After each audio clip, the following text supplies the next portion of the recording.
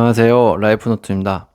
오늘 주제는 내 집 마련 고민에 대해서 이야기 한번 해볼까 합니다. 남들은 집 매수를 잘 하던데 나는 대체 언제쯤 하면 나한테 적절한 타이밍인 걸까요? 좀 고민됩니다 라는 분들이 굉장히 대한민국 사회에서 많을 거라고 생각합니다.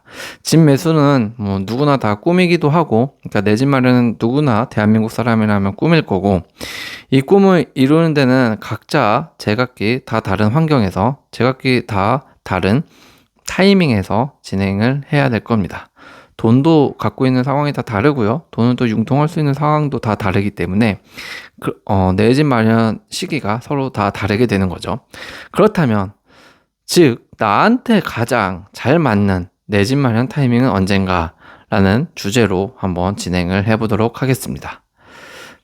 일단 내 집 마련에 있어서 우리가 고민하는 부분이 뭔지, 그리고 이 원인들 분석을 좀 내가 할 수 있는지, 객관적으로 할 수 있는지를 생각해 볼 필요가 있는 것 같고요. 우리가 집을 사는 과정까지 평탄하지 못한 이유들이 굉장히 많죠. 그 대표적인 사례들을 보고 그걸 통해서 한번 이야기를 해보도록 하겠습니다. 대부분 집 고민의 사례들의 이 공통점이 있더라고요. 이런 사례들의 공통점이 대표적인 공통점입니다. 아마 대부분 여기에서 크게 벗어나지는 않을 거예요. 이런 고민들이 내 집 마련하는 데 있어서 한번 보도록 할게요. 서울에 전셋집으로 이제 이사 오면서 두 아이를 양육하고 있는 부부들이 있고요. 몇 년 안에 30평대 집을 사자라는 마음을 먹으면서 이제 들어와서 시작을 하게 됩니다. 보통 이렇게 시작을 하죠.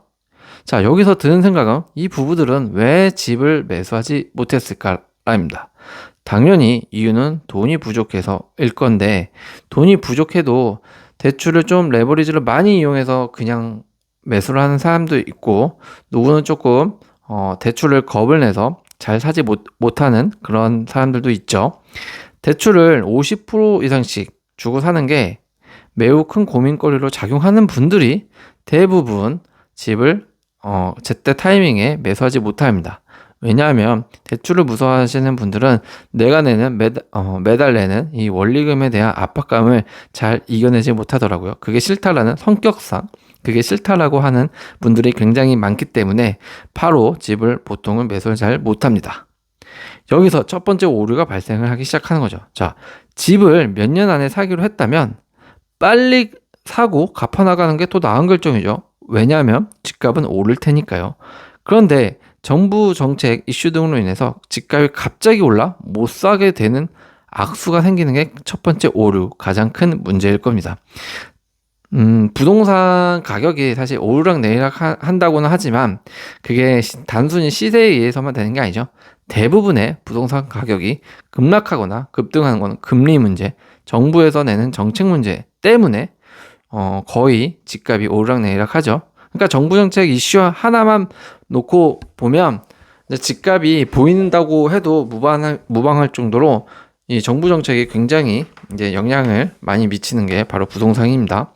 그렇기 때문에 이런 정부 정책 이슈로 인해서 갑자기 언제 무슨 일이 터질지 모르기 때문에 빨리 사고 갚는 게 오히려 이런 상황에서는 나은 결정인데, 대부분은 이제 그렇지 못하죠. 그러다 보니까 집값이 갑자기 올라서 말 그대로 벼락거지가 되게 되는 경우가 있는 거죠. 대출은 조금 받아야지 라는 생각은 집값이 떨어지고 있거나 유지되고 있을 때 이야기입니다. 몇 년 동안 돈을 좀 더 모아서 대출 이자 부담을 좀 줄이고 싶은 아마 심리 때문에 대부분이 대출 시기를 조금 더 늦추다가 결국 집값이 급등해서 집을 사지 못하는 경우가 생기게 되는 거죠. 이러다가 집등이 딱 급등하는 순간은 그때부터는 멘탈 붕괴가 되는 거고, 내가 그동안 뭐 한 걸까 바보같이 하면서 자책까지 하게 되는 심리로 이어지게 되는 거죠. 그러다 보니 부동산 정책을 낸 정부한테 화가 나 있고, 정부 정책을 이제는 더 이상 믿을 수 없다며 집을 급등하기 전에 집을 사지 못한 그런 이제 청년들이나 아니면은 뭐 부부들, 국민들은 자책까지 하면서 이제 서로 싸우게 되는 그런 상황까지 치닫게 된다고 생각을 합니다. 참 굉장히 안타까운데, 집값이 급락하는 것도 문제지만 급등하는 것도 문제잖아요. 열심히 모아서 살려고 하는 것 뿐인데 정부 정책 하나로 인해서 급등하면 당연히 멘붕이 오겠죠. 그리고 자책까지 하는 것도 당연할 겁니다. 그런데 항상 자책까지만 하고 있을 수는 없잖아요. 그래서 멘탈을 부여잡고 집을 사는 계획을 바꾸게 되는 거죠. 집 사는 방법을 생각하게 되는 거죠. 자, 집값이 급등한 값만큼 따라잡고 집을 사야 되기 때문에 더 방법은 견고해지고 좀 더 구체적이어야 될 겁니다. 어떤 방법들이 있는지 볼게요. 첫 번째, 다시 더 빡세게 저축을 해야 되는 방법이 하나 있을 거예요. 원래 생각했던 대출 비율보다 더 대출을 받더라도 몇 년 뒤에 매수한다는 생각으로 계속 더 빡세게 저축하는 거죠. 근데 이 방법은 똑같은 거에 계속 악순환의 연결고리라고 생각을 해요. 왜냐하면 집값이 또 오를 가능성이 있는 거잖아요. 이렇게 모아서 대출 비율보다 더 대출을 받더라도 나중에 몇 년 뒤 매수한다라는 생각으로 또 빡세게 저축을 하면 그 사이에 집값이 오르면 이 사람은 이제는 다시 아예 부동산 시장을 쳐다보지도 않을 뿐더러 정부를 아예 믿을 수 없는 100% 믿을 수 없는 사람이 돼버리고 말 겁니다. 그만큼 굉장히 이거는 위험한 선택 방법이라고 저는 생각을 하는데요. 더 빨리 더 빡세게 저축해서 대출 50% 60% 받더라도 몇 년 뒤에 매수하겠다. 조금 더 모아서 부담되지 않게. 이 방법은 비추입니다. 두 번째, 나름 정부 정책, 부동산 흐름을 분석해 보거나 몇 년 안에 급락할 것 같다라는 느낌이 든 거죠. 남들처럼 이제 갭 투자 후 나중에 거주로 들어가는 방법을 나도 모색하게 된다라는 거죠. 저는 이 갭 투자라는 레버리지를 이용하는 거라 전 좋은 방법이라고 집을 사는 방법이라고는 생각을 하는데 갭 투자도 참 잘해야 되죠. 이것도 내가 내줄 돈이 없으면 정말 큰일 납니다.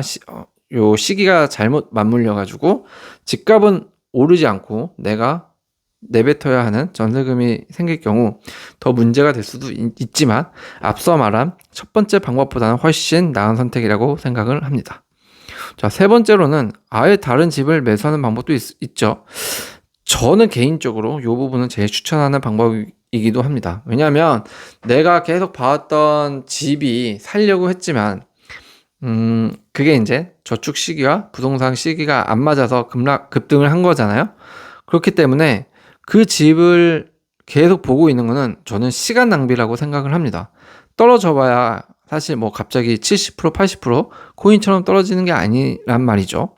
결국 스물스물 떨어질 거고 그 사이에 더 황금 같은 다른 지역이 보일 수 있는 게 사실이기 때문에 꼭 내가 살려고 했던 그 지역만이 최고의 적합한 투자처고 투자 지역이라고 생각하시면 안 된다라는 거죠. 아예 그럴 때는 빨리 마음을 접고 내가 했던 투자 오류를 집을 살려고 하는 그 오류를 인정하고 다른 곳을 아예 쳐다보는 게 더 빨리 내가 원하는 집을 사거나 투자로서도 성공할 수 있는 방법이라고 생각을 합니다. 자, 대부분 하는 집 매수에 대한 이 고민거리가 뭐죠? 그냥 투자가 아닐 겁니다. 전 투자보다는 우리 가족이 잘 살 수 있는 환경에 실거주집이 필요합니다라는 게 고민거리고 이 고민으로 시작을 합니다. 사실 저는 이게 제 이해가 안 가는 고민이라고 생각을 합니다. 실거주는 고민이 아닙니다. 그냥 대출을 받고 사면 됩니다. 집값이 떨어지든 말든. 그런데 그렇지가 않죠. 그런 사람한테 이런 말을 합니다. 전세나 월세로 살면 되지 않나요? 라고 하면 그 사람은 또 이런 말을 하죠. 그러면 실거주지만 전세로 살면 그 사이에 집값은 또 오를 텐데요. 그럼 지금 집을 대출 좀 받아서 사세요. 그래도 되지 않나요? 라고 하면 그러다가 또 샀는데 집값 떨어지면요. 라는 고민이 나와서 결국 결정을 못하는 그런 문제가 반복이 된다라는 거죠. 즉, 내 스스로가 원인 분석이 안 되기 때문에 이거는 결정을 못하는 겁니다. 원인을 확실히 둘 중 하나로 해야 되는데 우리는 그렇지가 않습니다. 시작의 고민은 실거주로 생각을 했지만 나중에 끝나는 고민은 순순히 실거주가 아니죠. 투자로서도 성공하고 싶은 마음이 양립하기 때문에 문제가 생긴다고 생각을 합니다. 즉, 고민은 항상 원인 자체가 뭔지 모를 때 생기는 거예요. 시간이 없다. 집값이 오르기 전에 빨리 올바른 결정하기 위해 고민을 진지하게 생각을 해봅시다. 시간이 없습니다. 진짜 진지하게 한번 생각을 해보세요. 내가 실거주를 원하는 건지 아니면 집값이 올라서 돈을 벌고 싶은지를 생각을 해봐야 된다라는 겁니다. 고민 분석을 한번 해보면 내가 매수하고자 하는 지역을 고집하는 이유가 있는가라고 한번 스스로에게 질문을 던져볼 필요가 있습니다. 꼭 내가 원하는 서울 무슨 지역에 꼭 집을 사야 하는가라고 시작을 해보세요. 그러면 단순히 이렇게 생각하는 사람들이 있을 거예요. 이 동네는요, 아이 키우기도 너무 좋고요, 공기도 좋고 산책할 수 있는 촌도 있어서 그냥 다 좋네요 라고 하는 말들이 있을 겁니다. 사람 사는 거 다 비슷해요. 네, 이렇게 사는 게 맞습니다. 그냥 이러신 분들은 전세살이 해도 무방합니다. 제일 전세살이에 오히려 더 적합할 겁니다. 전세살이라고 하면 싫어하는 사람들의 또 고민을 갖는 특징이 있습니다. 이런 사람들의 특징, 바로 인테리어죠. 인테리어도 하고 싶고 입맛대로 구조나 아니면은 가구 같은 걸 들여서 바꾸고 싶은 고민거리가 생기시는 분들이 있다라는 겁니다. 남의 집에 사는 게 싫다라는 거예요. 이런 사람들은. 이렇게 남의 집에 사는 게 너무 싫다라는 인식이 강한 사람들은 절대 전세살이가 맞지 않을 겁니다. 이런 분들은 그냥 대출 받고 사면 됩니다. 투자보다 내 삶의 욕심이 더 크기 때문에 이러신 분들은 그냥 인테리어도 하고 내가 집을 원하는 만큼 입맛대로 꾸며가면서 사는 게 사실 집값 오르는 것보다 더 잘 맞고, 이런 라이프 스타일이 자기한테 더 잘 맞고 더 좋아하는 사람일 수도 있습니다. 그렇기 때문에 남의 집에 사는 게 싫다라는 인식이 강하신 분들, 이러신 분들은 무조건 집을 사세요. 그러면 또 이런 말을 합니다. 추가적으로 집값 떨어지면 어떡합니까? 라고 고민을 하게 되면 그때부터는 문제가 달라집니다. 그때부터는 돈 욕심이 마음속에 있는 거다. 그때부터는 관점을 바꿔서 생각해라 라는 겁니다. 자기가 아니에요, 저는 돈 욕심이 있는 게 아니라니까요, 실거주인인데 근데 샀는데 또 집값이 떨어지면 어떠냐고요, 어떡하냐고요 라고 하는 거죠. 이건 돈 욕심의 문제가 맞습니다. 정말 실거주를 원하면 집값 떨어지는 게 사실 무슨 소용이 있겠어요. 어차피 우상향인데 10년 20년 후면 다 오를 텐데 물가 상승률 대비해서도 오르는데 이거는 집값은 빼박 못하게 올라 있을 텐데 왜 걱정을 하고 또 왜 부정을 하는지도 모르겠습니다.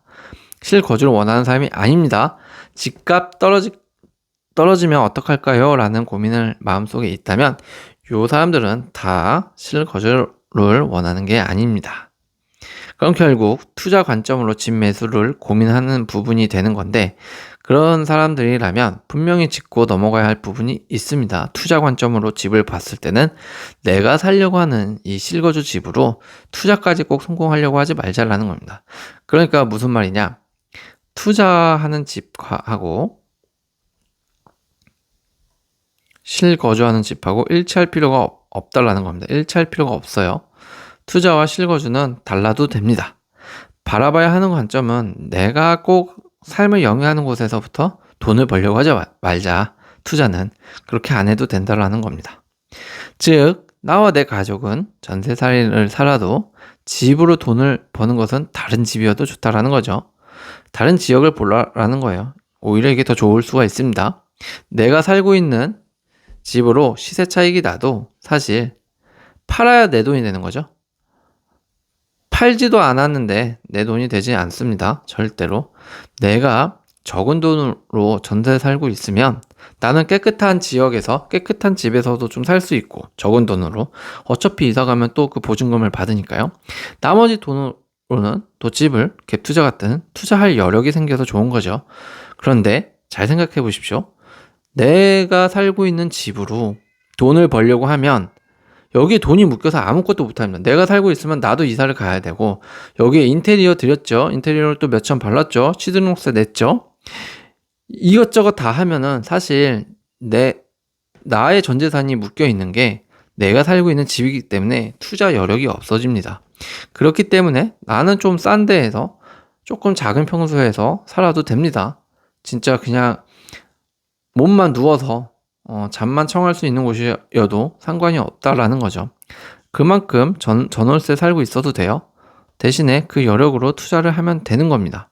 그런데 그걸 안 하고 꼭 저는 제 삶도 크게 영위를 하면서 인테리어도 내 마음대로, 가구 배치도 내 마음대로 하면서 벽에 못질도 마음 편하게 하면서 살다가 집값이 오르면 그때 또 크게 돈을 벌어서 또 이사하는 게 꿈입니다. 라고 하시는 분들이 있습니다. 그렇게 하면 속도가 나지 않는다. 절대 돈이 불어나는 속도가 나지 않는다. 사실 집이라는 건 살면서 얼마 많이 매수하거나 거래를 많이 못합니다. 그쵸? 살면서 주식처럼 사고팔고를 쉽게 할 수 있는 대상은 아니라는 거죠. 절대로. 그건 누구나 다 알고 있기 때문에 결국 살면서 몇 안 되는 거래를 하게 될 텐데 여기에서 굳이 내가 사는 집으로 인해서 큰 돈을 다 묶여서 할 필요가 없다라는 거죠. 다른 집으로 하셔도 되고 그렇게 해야 합니다. 한 가지 예로 지하 단칸방이나 예전에 뭐 어디 빌라, 어디 다세대 주택, 그러니까 재개발 지역이기도 하죠. 이런 매물들을 통해서 돈을 번 사람의 이야기도 적지 않게 들었을 겁니다. 이 말은 뭐냐? 내가 지하 단칸방에서 다세대 주택에서 안 살아도 돈을 벌 수 있다는 거죠. 그 당시에 이제 빌라 같은 경우도 사실 투자 매물로도 굉장히 좋은 것도 많은데 이제 빌라왕이라든지 이런 좀 매체에서 TV에서 기사에서 안 좋은 사기꾼의 예가 너무 많이 좀 밝혀지다 보니까 인식이 좀 안 좋아지게 된 거지. 사실 그 전에는 재개발이나 이런 데에서도 지하 단칸방이나 빌라 등 통해서 돈을 번 사람이 꽤 많습니다. 그 사람들이 살고 있는 집이 단칸방이나 다세대 주택은 아니었을 테죠. 그 사람들은 모두 다 아파트 살았을 거예요. 그리고 실제 살기도 했고요. 이런 거는 내가 살고자 하는 집과 내가 투자하는 집이 서로 분리되어 있는 거죠. 다르다라는 거예요. 즉, 투자는 꼭 내가 살고자 하는 환경일 필요가 없다라는 걸 다시 한번 인식하게 되는 겁니다. 내가 사는 곳은 그냥 아파트에서 싸게 전월세로 살아도 되고요. 투자만 할 곳이 있으면 눈을 돌려도 된다라는 말입니다. 이것은 투자 관점으로 바라본 내 집 마련 고민 해결 방법이고요. 난 그래도 이사가 자주 가기 싫다. 인테리어 내 마음대로 무조건 해야 됩니다. 집주인한테 아쉬운 소리 하면서 살기가 싫어요. 한 번도 저는 집주인한테 이렇게 아쉬운 소리 하면서 산 적이 없습니다. 라고 하시는 분들은 다시 한번 말하지만 그냥 대출 받아서 집 매수하면 됩니다. 집값 꺼놓으시면 됩니다. 집값을 볼 필요가 없어요. 이러신 분들은 오히려 이게 더 여러분들 삶에 더 만족도가 클 겁니다. 대한민국에서 모두가 부동산으로 부자가 될 수는 없고 모두가 다 부자가 되고 싶어 하지도 않습니다. 꼭 모두가 다 부자가 되는 게 꼭 맞는 건 아닙니다. 세상에 정답은 없죠. 이게 행복하면 이게 더 나은 삶을 살 수도 있는 거라고 저는 생각을 합니다. 그런데 한 가지 좀 잘 생각해보면 요 이사 자주 가기 싫은데요 라고 하는 게 집을 매수하는 게 오히려 이제 취등록세 나오죠. 재산세 나오죠. 하면 사실 이것보다 더 비싸거든요. 웬만한 집 보유하고 있어 보면 재산세 내보신 분들은 알 거예요. 전세로 2년마다 이사 가는 요 이사 비용이 재산세 2년 내면 거의 이사 비용은 얼추 비슷하게 나옵니다. 웬만한 집은. 그렇기 때문에 이게 꼭 뭐가 나쁘고 뭐가 좋다라고는 이렇게 저울질을 할 수 없지만 적어도 내가 스스로 계산은 해볼 수 있다라는 거죠. 꼭 이사 자주 가는 게 나쁜 건 아니다. 돈을 아낄 수도 있는 방법이기도 하다라는 거예요. 네. 그렇기 때문에 그건 어쨌든 개인적인 문제이기 때문에 개인 성향적인 문제이기 때문에 그런데 어쨌든 요 세 가지가 하기 싫다라고 하시는 분들은 그냥 집 지금 사셔도 절대 후회 안 합니다. 오늘의 결론은 그렇습니다. 내 집 마련에 관련한 타이밍에 대해서 이야기를 좀 해봤는데 이거는 좀 가치관에 맡겨라 라는 겁니다. 나의 삶의 만족도가 우선이다라는 사람은 그냥 바로 매수해도 저는 절대 후회가 없을 거라고 생각을 합니다. 진짜 추천드려요. 이거는 그냥 컨텐츠에서 제가 그냥 빈말로 하는 말이 아니라 삶의 만족도를 우선시하는 사람이 100% 있어요. 이런 사람들은 진짜 오히려 스트레스 받습니다. 투자했다가. 그리고 투자도 잘 못해요. 잘 못 견딥니다. 그냥 삶의 만족도에 내 몸을 맡겨라. 그러면 매우 삶이 즐거워진다.